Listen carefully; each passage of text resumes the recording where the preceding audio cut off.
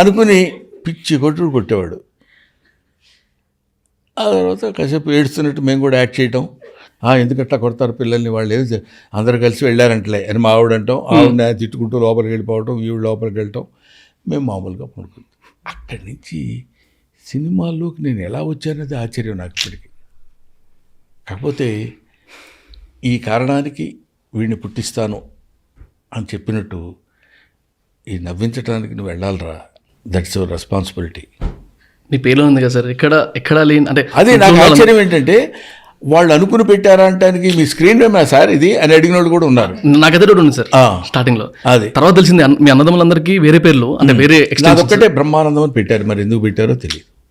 So అందుకనే నేను చెప్పేది ప్రతి పేజీలో ఇందాక నువ్వు అన్నావు చూడు 10-20 ఎన్ని నా జీవితం అంతా ఆయనతో ముడిపడిందే అని ఆ నమ్మకం. అందుకని సినిమాలంటే ఒక రకమైన భయం, యావగింపు